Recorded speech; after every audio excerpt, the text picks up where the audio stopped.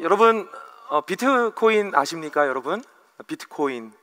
저는 아직까지도 이 보여지는 화폐의 유형도 아닌 이 비트코인이라는 이 가상화폐가 오르기도 하고 또 내려가기도 한다는 것 자체가 아직도 제겐 되게 신기하고 낯선 개념입니다. 아마 저처럼 여기 있는 분들 중에 비트코인은 들어봤지만 구체적으로 모르시는 분들도 아마 얘는 잘 아실 겁니다. 얘는 그렇죠? 얘는 아마 다 잘 아실 거예요. 근데 이 가만히 보면 이 5만 원짜리이기 전에 이거 사실 이게 종이에 불과하잖아요. 근데 여러분 이걸 손에 드는 순간 굉장히 우리가 든든해지는 걸 느낍니다. 오늘 설교의 어떤 키포인트라고 할 수 있는 게 약속입니다. 약속. 우리가 이 종이를 5만 원의 가치, 5만 원치를 살 수 있는 거라고 세상에 통용되고 있는 약속이 있기 때문에 이 돈을 주고 물건을 사기도 하고, 또 물건을 파는 사람은 이 종이를 받고 물건을 내준다는 말이죠. 다 뭐에 근거하는 것입니까? 바로 약속에 근거했다라는 것입니다. 저는 재난 영화를 좋아하는데요. 그걸 볼 때마다 꼭 자주 등장하는 장면이 있습니다. 그게 뭐냐면 엄청난 재난이 닥치고 나면 이제 모든 기능들이 다 멈추고 정부도 막 셧다운이 되고, 그러면 항상 나오는 자주 등장하는 장면이 뭡니까? 이 돈 뭉치, 돈다발을 막 땔감처럼 쓰는 장면들을 그 재난 영화에서 많이 볼 수 있습니다. 여러분 왜 그렇습니까? 이미 세상이 망해가지고 돈이 얼마로서의 가치를 지닌다라는 서로 간의 약속이 다 무너지기 시작해 버린 거죠. 더 이상 그때는 이 돈은 어떤 가치 있는 것이 아니라 땔감에 불과한 것으로 전락해 버리는 것이죠. 여러분 아마 지금도 이 5만 원짜리를 가지고 지금 밖에 나가면 할 수 있는 것들이 굉장히 많이 있을 겁니다. 그런데 상상해 보면 이 5만 원짜리를 들고 여러분 아마존 정글에 여러분 들어간다라고 여러분 생각해 보십시오. 아마 거기서는 아무것도 사지 못할 거예요. 왜요? 거기에는 이 약속이라는 것이 통용되지 않기 때문에 그렇습니다. 여러분 제가 한번 질문을 한번 여러분에게 한번 해보도록 하겠습니다. 여러분은 얼마만큼까지 여러분 금융 시스템의 약속을 여러분 믿고 살아가십니까? 쉽게 말해 은행을 여러분 얼만큼까지 여러분 믿고 계시냐라는 질문을 한번 드려보고 싶어요. 저는 우리가 은행을 얼마만큼까지 믿어야 되냐면 딱 5천만 원까지 믿어야 된다라고 저는 얘기하고 싶어요. 이게 무슨 말이냐면 여러분 우리나라에는요 예금자 보호법이라는 게 있습니다. 그래서 어떤 은행이 갑자기 어떤 일이 일어나서 은행이 갑자기 파산을 할 때 우리가 예금을 맡겨놨으니까 돈을 받아야 되잖아요. 근데 법적으로 은행은 어디까지만 책임을 진다고요? 5천만 원. 잘 아시네요. 오늘 이제 또 기사를 보니까 이제 법이 개정돼서 이제 1억 원까지 이제 보장하는 시행이 곧 될 거라고 이야기를 하는데요. 물론 이 얘기를 들으면 우리가 5천만 원까지 예금을 안 해봐서 실감이 잘 나지는 않지만 우리가 은행을 믿을 때는 5천만 원까지만 사실은 믿어야 되는 거예요.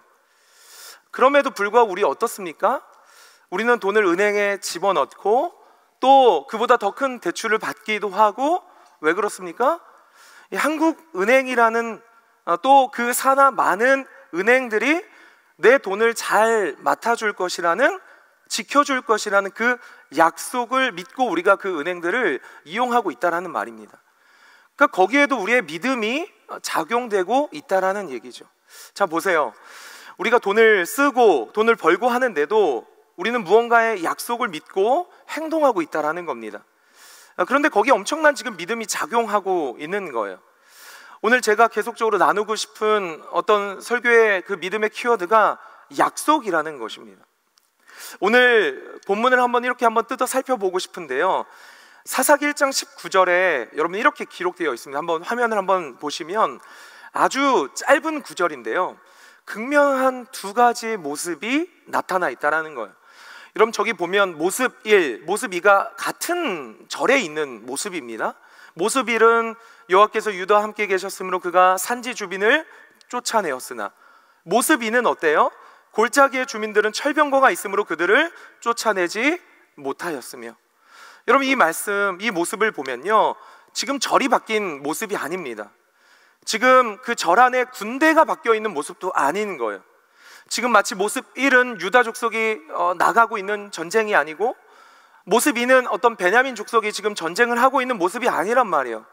지금 같은 유다 지파가 전쟁을 나갔는데, 모습 1에서는 어떻습니까? 여호와께서 함께 계심을 믿고 승리를 했고, 두 번째 모습은 철병거를 보고 패배하고 있는 모습을 이 한 절에 담겨져 있는 말씀을 여러분 보게 되는 거예요. 여러분 이게 뭐 때문일까요? 아주 간단합니다. 모습 1은요, 여러분 사사기 19절, 1장 19절을 보면 하나님께서 하신 어떤 약속 곧 살펴보게 될 텐데, 그 모습 1은 그 약속을 믿고 유다 족속이 어떤 행동을 취하고 있는 모습이고요, 바로 그 다음 절은 뭐예요? 약속을 잊어버리고 철병거만 바라보고 벌벌 떠면서 패배하고 있는 모습이 모습 2에 등장하고 있다는 말이죠. 그럼 그 약속이 무엇인지 한번 보도록 하겠습니다. 우리 사사기 1장 우리 1절과 2절의 말씀을 같이 한번 읽어보겠습니다. 시작. 여호수아가 죽은 후에 이스라엘 자손이 여호와께 여쭈어 이르되 우리 가운데 누가 먼저 올라가서 가나안 족속과 싸우리이까? 여호와께서 이르시되 유다가 올라갈지니라. 보라 내가 이 땅을 그의 손에 넘겨주었노라 하시니라. 아멘. 지금 하나님이요, 유다 지파를 보내시면서 그냥 그들을 보내신 게 아니라 뭘 주셨다라는 거예요? 약속을 주셨다라는 거예요. 약속의 말씀을 하나 그들에게 지금 주신 거예요. 내가 이 땅을 유다 지파 손에 넘겨주었다. 너희들 싸워서 무조건 이기게 하겠다라고 하는 지금 약속을 하나님이 지금 유다 족속에게 주신 겁니다. 그런데 여러분 방금 우리가 읽은 사사기 본문 1장 19절에서 모습 1은 뭐예요? 이 약속을 기억하고 그들이 싸워서 이겼다라는 말씀이에요. 그런데 이 약속이 여전히 유효했음에도 불구하고 지금 모습 2는 뭐예요? 자신들 눈앞에 있는 무시무시한 철병거를 보고 이 유다 지파가 방금은 싸워서 이겼음에도 불구하고 그 약속을 잊어버리고 신뢰하지 못하고 무너져리는 모습이 모습 2에 곧바로 등장하고 있다라는 말씀입니다. 사랑 성도 여러분, 제가 오늘 여러분과 나누고 싶은 영적인 원리는 사실 아주 심플하고 간단합니다. 하나님의 약속을 믿고 행동하면 그게 승리인 줄 여러분 믿으시길 바랍니다. 여러분 그게 믿음의 본질이에요. 그러나 반대로 하나님의 약속을 신뢰하지 못하고 내가 다른 방법을 취하는 건 옳은 믿음이 아니고, 그런 삶은 우리의 삶을 어디로 이끈다? 패배로 이끌 수밖에 없다는 것을 이런 분명한 간단한 진리로 우리에게 오늘 하나님께서 말씀하고 계신 줄 믿습니다. 여러분 왜 그럴까요? 사실은 우리 하나님의 존재 자체가 언약의 하나님이시기 때문에 그렇습니다. 여러분 아브라함을 우리가 뭐라고 표현하죠? 믿음의 조상이라고 이야기합니다. 그러니까 쉽게 말하면 믿음의 어떤 샘플이 된다는 이야기예요. 그런데 하나님께서 그 믿음을 하나님께서 의롭게 여기시고 이 아브라함을 모든 믿음의 후손들이 어떤 샘플로 삼을 만한 믿음이라고 하신 데는 이유가 있다는 얘기예요.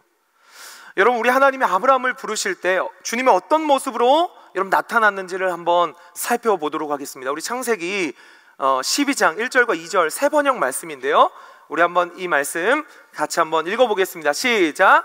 주님께서 아브라함에게 말씀하셨다. 너는 내가 살고 있는 땅과 내가 난 곳과 너희 아버지의 집을 떠나서 내가 보여줄 땅으로 가거라. 내가 너로 큰 민족이 되게 하고 너에게 복을 주어서 내가 크게 이름을 펼치게 하겠다. 너는 복의 근원이 될 것이다. 아멘. 여러분 이 말씀 한번 잘 보세요. 지금 하나님이 아브라함을 부르십니다. 그래서 믿음의 조상을 만드시려고 해요. 그때 하나님이 아브라함을 믿음의 조상으로 만드시는데 사용했던 장치가 있다라는 거예요. 그게 뭡니까? 약속을 하고 있다라는 거예요. 여러분 아까 말씀에 보면, 여러분 말씀 한번 잠깐 띄워주실까요? 12장 1절을 보죠. 내가 내게 보여줄 땅. 그리고 2절에 보면 너로 큰 민족이 되게 할 것이고 이름을 떨치게 할 것이고 복의 근원이 되게 해줄게. 다 뭡니까? 미래형의 약속을 지금 아브라함에게 하고 있다라는 거예요. 여러분 생각해 보세요. 지금 뭔가 아브라함을 이렇게 인도해 가시면서 뭔가 그래도 담보가 될 만한 걸 주시면서, 예를 들어서 야 아브라함아 이 5억 먼저 받아라. 이 5억을 먼저 보내주시면서 야 아브라함아 이건 계약금이다. 너가 이 길을 갈 때 이거 잘 받고 너 나 믿고 가나안 땅에 잘 가면 내가 나머지 뭐 5억을 너에게 입금해 주겠다. 여러분 이러고 있는 장면이 아니라는 거예요. 하나님은 무엇만 하셨다라는 거예요? 약속만 하셨다라는 거예요. 내가 너로 큰 민족이 되게 할게. 내가 너로 복의 근원이 되게 해줄게. 여러분 그런데요, 이 아브라함이요 지금 받은 게 하나 없는데 이 약속 하나 받고 행동하기 시작했다라는 거예요. 그 발걸음을 떼기 시작했다라는 거예요. 본토 친척 아비 집을 떠나 무엇만 붙들고 나아갑니까? 약속만 붙들고 나아가기 시작하는 거예요. 그때 하나님이 그걸 보시고 기뻐하시고 선포하시죠. 야 이게 진짜 믿음이다. 이 믿음을 의로 여기신다라고 고백하셨다라는 거예요. 사랑하는 성도 여러분, 처음부터 하나님은 우리의 믿음을 설명하실 때 또 당신 스스로를 언약의 하나님으로, 약속하시는 하나님으로 나타나고 계시다라는 말입니다. 근데 여러분 아브라함이 믿음의 조상이지만 사실은 우리랑 별반 다를 게 없었습니다. 하나님 약속 받고 본토 아비 집을 떠나 한 걸음 한 걸음 한 해 한 해 그 약속만 받고 나아가는데, 물론 약속 믿고 나아가지만 여러분 증거가 좀 있어야죠. 아니 축복해 주신다라는데 이 축복에 부스러기조차 하나 없고 큰 민족을 이루겠다라고 약속하셨는데 시간이 가는데 우리가 잘 알지만 뭐예요? 자녀가 생기지 않는 겁니다. 임신이 되질 않는 거예요. 그러니 아브라함이 또 아내 사라나 초조해지기 시작해지는 거죠. 불안해지기 시작하는 거예요. 내가 하나님의 음성을 잘못 들은 건가? 정말 하나님이 믿을 만한 분인가? 그 믿음이 흔들거릴 때 참 감사한 게 뭔지 아십니까? 하나님이 아브라함에게 다시 나타나신다라는 거예요.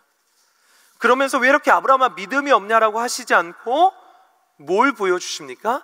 한 번 더 언약을, 한 번 더 아브라함과 약속을 갱신하는 장면이 창세기 15장에 나오는 언약 갱신의 사건이 등장한다라는 것이에요. 여러분 하나님이 어느 날 아브라함에게 나타나셔서 음성으로 말씀하십니다. 아브라함아 아브라함아 너 3년 된 암소 한 마리, 암염소 한 마리, 암양 한 마리를 잡아서 반으로 나눠서 좌우로 벌려놓고 산비둘기 집비둘기 넣어서 길을 하나 만들어라. 여러분 한번 이미지를 한번 보실까요? 여러분 이 그림을 보시면요, 여러분 이 방법이요, 이 방식이 우리에게 굉장히 생소하지만 당시 고대 근동지방에는 뭐였다? 익숙한 계약 방식이었다. 약속을 하기 위해서는 이 방식을 취했다라는 거예요. 그러니까 누군가 계약을 맺을 때, 누군가 약속을 맺을 때 을의 입장에 있는 사람이, 가령 돈을 빌리는 사람이라든지 어떤 약속을 이행해야 되는 사람이 저렇게 짐승을 반으로 쪼개놓은 사이를 지나가야 되는 거예요. 그게 뭘 의미하는 겁니까? 내가 이 약속을 지키지 않으면, 내가 이 돈을 갚지 않으면 어떻게 되겠다? 이 짐승처럼 반으로 쪼개지겠다라는 그 선언을 하고 있다라는 거예요. 그러니까 반드시 약속을 지키다니 나와 약속을 해달라는 어떤 계약 방식이었다라는 거예요. 여러분 방금 그림 보셨지만 여러분 생각해 보세요. 하나님과 아브라함 사이 중에 누가 갑이고 누가 을입니까? 여러분 누가 갑이에요? 하나님이시죠. 당연히 하나님이세요. 그런데 하나님이 이 계약 방식을 진행하면서 아브라함아 너 지나가라 이렇게 하지 않으시고 누가 지나가고 계세요? 하나님이 스스로 횃불의 모습으로 상징으로 임재하셔서 을의 입장으로 그 짐승 사이를 지나가고 있다라는 말이에요. 여러분, 이게 뭘 의미합니까? 이 약속은, 이 언약은 뭐다? 아브라함아, 내가 반드시 성취한다라는 거예요. 아브라함아, 내가 너에게 약속한 거 내가 반드시 이룰 거야. 내가 반드시 지킬 거야.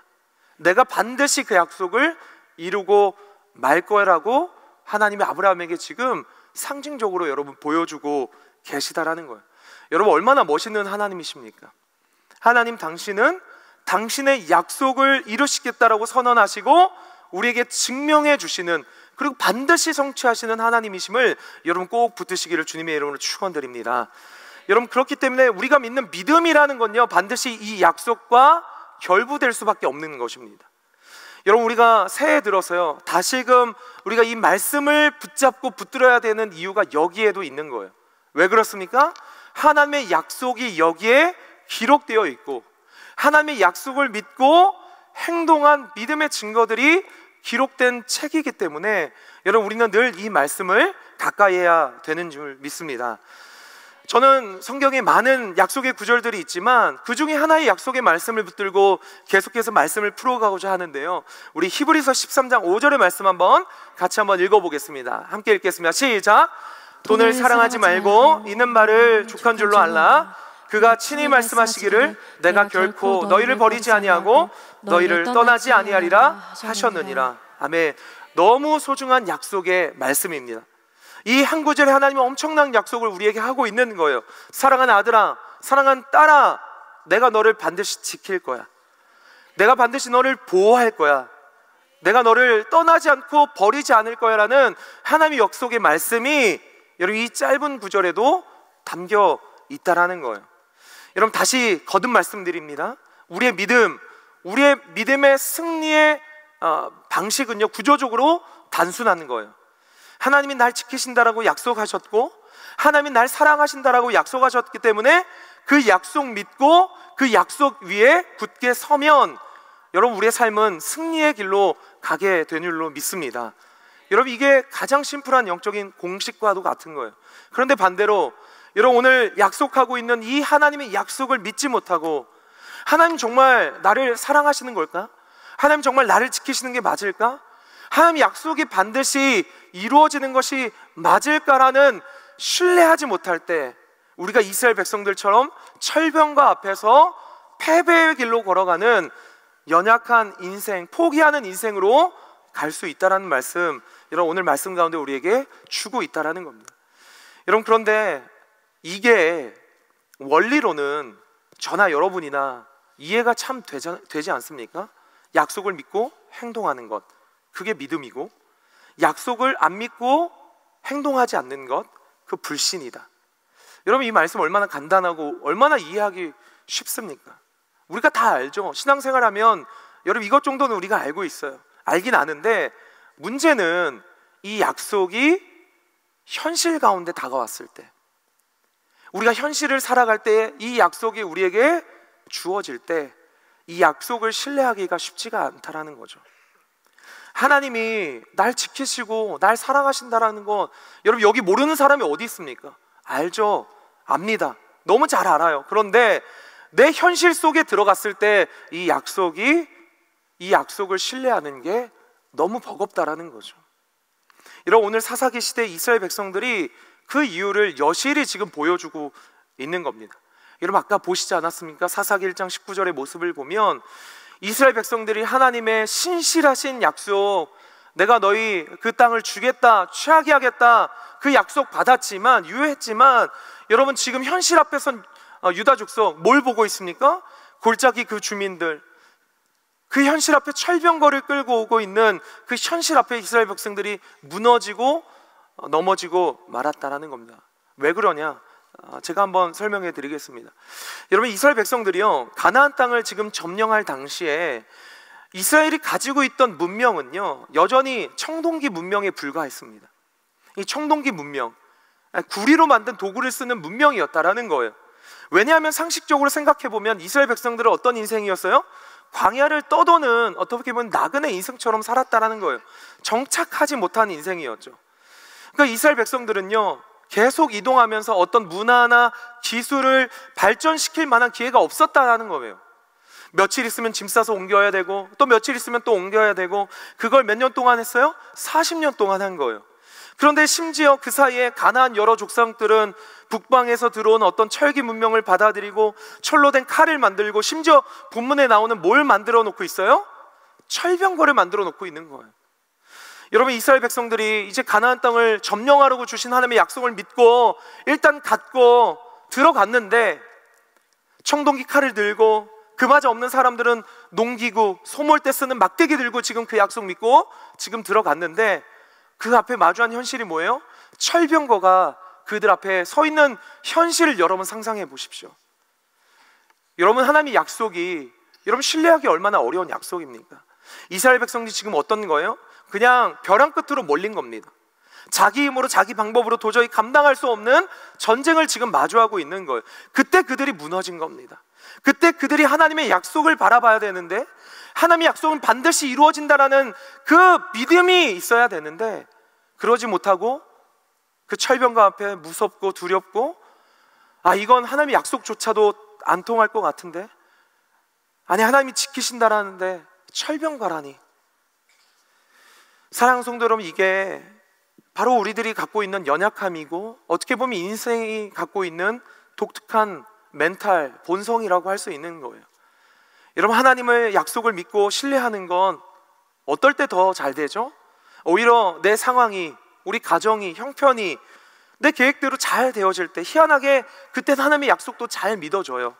하나님이 정말 우리 가정을 사랑하시는구나, 하나님 정말 우리 가정을 지키시는구나, 나의 삶을 인도하시는구나. 그런데요, 막 우리의 삶이 어려워지고, 재정의 문은 닫히고, 관계는 틀어지고, 갑자기 안 선고를 받고 내 힘대로 안 되는 일이 생기면, 마주하게 되면 그때가 정말 믿음의 순간이 필요한 순간인데, 그때가 신실하신 하나님의 약속을 바라보고 붙잡아야 할 순간인데, 오히려 그때 우리의 믿음이 하나님을 향한 그 약속을 잃어버리게 된다라는 말씀이죠.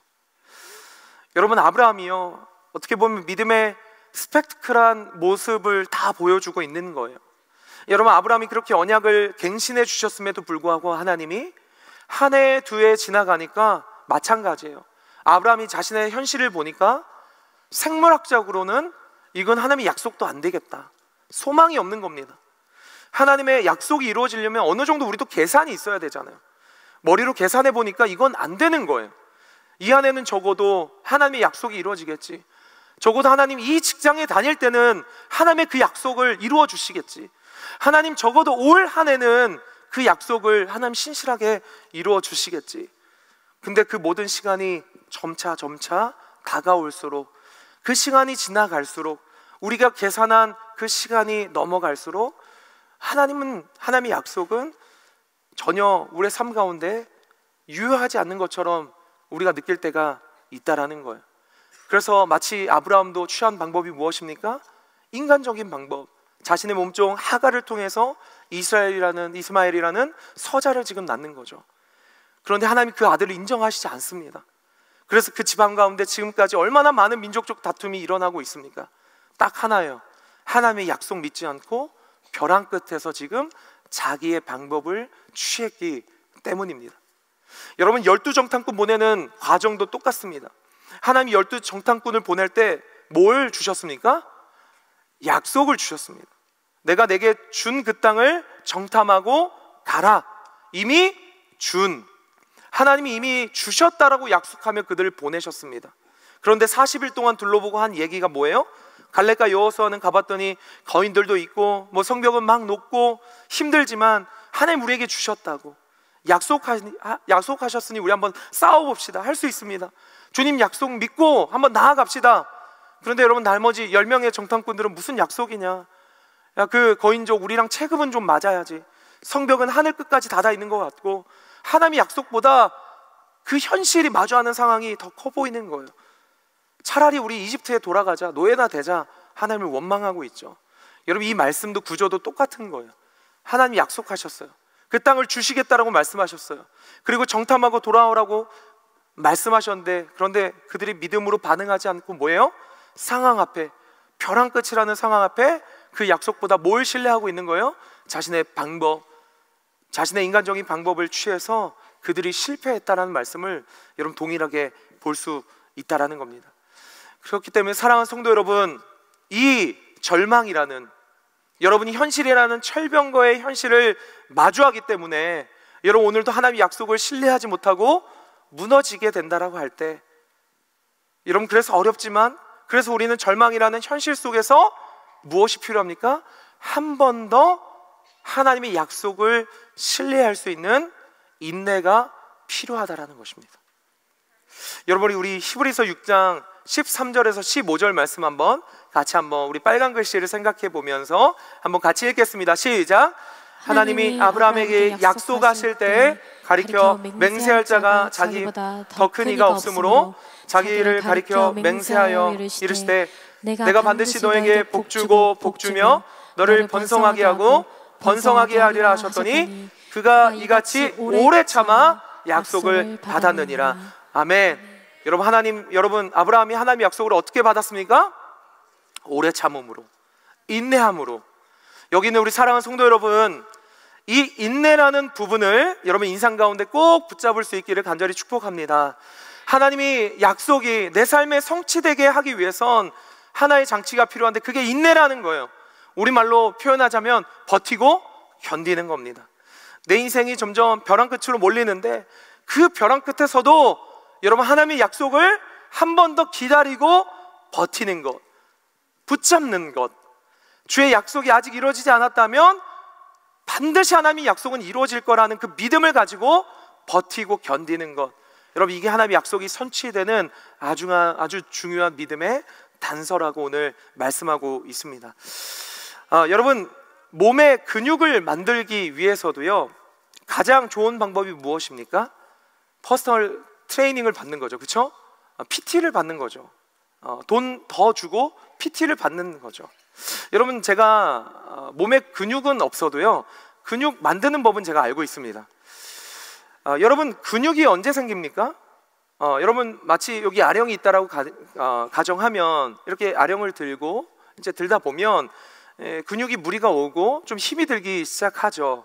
그러다 이제 근육이 어느 순간 어느 시점에 더 이상 쓸 수 없는 그 지점에서 더 이상 이제 안 되겠다라는 그 지점에서 힘을 쓸 때, 그때 여러분 힘을 쓸 때 근육이 찢어지면서 근육이 두꺼워지고 강해진다라고 그렇게 얘기를 여러분 들었습니다. 제가 여러분 근데 그걸 혼자 하면 웬만한 사람은 의지가 약해서 더 이상 못 들겠어 하는 순간에 포기해 버리는 거예요. 더 이상 근육이 생기지 않는 겁니다. 그런데 거기에 이 개인 코치가 붙어서 내가 정말 힘들어서 못 들어 올리는 그 순간에 옆에 있는 코치가 뭐라고 이야기합니까? 한 번 더, 얄밉게 한 번 더를 외치는 거죠. 한 번 더 하세요. 죽을 힘에 다해서 한 번 더 할 때 여러분 그때 근육이 생기는 원리잖아요. 성도 여러분, 영적인 근육도 마찬가지 같습니다. 하나님이 마치 우리의 퍼스널 트레이너가 되셔서 때로는 우리를 벼랑 끝으로 몰고 가실 때가 있어요.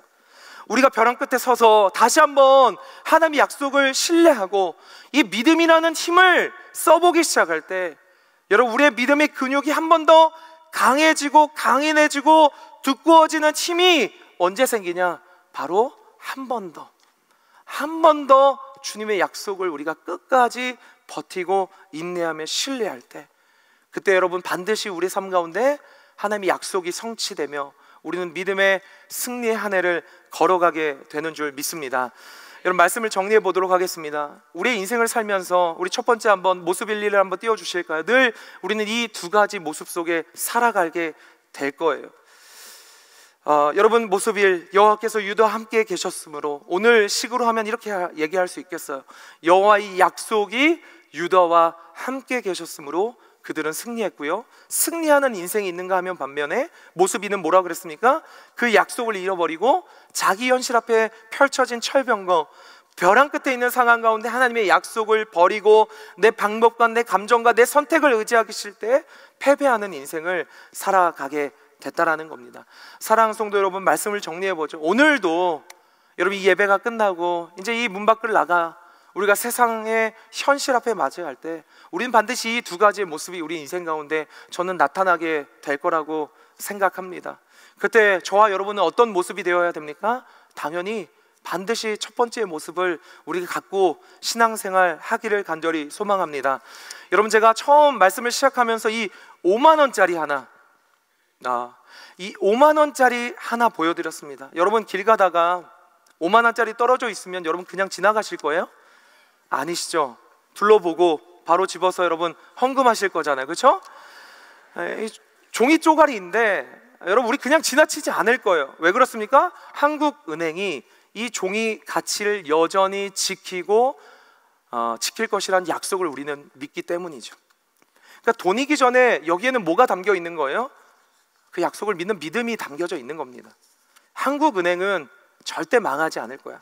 절대 실패하지 않을 거예요. 마찬가지로 여러분 저축 많이 하시죠? 청약 넣는 여러 은행들 있으시잖아요. 우리 그 은행 결코 망하지 않을 거라는 그 믿음 때문에 오늘도 안심하고 은행을 이용하는 거예요. 사랑하는 성도 여러분, 올 한 해 간절히 바라기는 그 믿음을 하나님을 향해 쓰시기를 간절히 축원드립니다. 여러분, 하나님은 절대 실패하지 않으십니다. 하나님은 안 망하십니다. 우리가 세상의 철병과 앞에서 마치 화폐 가치는 한국은행은 망하지 않을 것처럼 믿으면서 마치 하나님은 망할 것처럼 믿는 경우가 얼마나 우리 신앙생활 가운데 많은지 모릅니다. 여러분, 하나님은 파산이 없습니다. 하나님은 예금자 보호법이 필요 없는 분이세요. 하나님이 결코 실패하지 않으십니다. 하나님은 그분의 약속을 반드시 성취하고 이루시는 분이십니다. 여러분, 이 문만 나가면 불안하고 또 철병과 앞에서 하나님의 약속을 떠올리면 너무나 먼 것 같은 그 생각들, 여러분 사단이 주는 착각입니다. 올 한 해 여러분 하나님 앞에 여러분의 인생을 거시기를 간절히 축복합니다. 하나님의 약속 앞에 여러분의 인생을 투자하시기를 간절히 축복합니다. 어떤 벼랑 끝에 있을지라도 하나님의 약속을 여러분 한 번 더 믿음으로, 버팀으로, 끝까지 인내함으로, 오래 참음으로 하나님의 약속을 여러분의 인생 가운데 반드시 성취게 하는, 그걸 경험하시는 모든 승리하는 성도님들 다 되시기를 주님의 이름으로 간절히 축원드립니다. 아멘.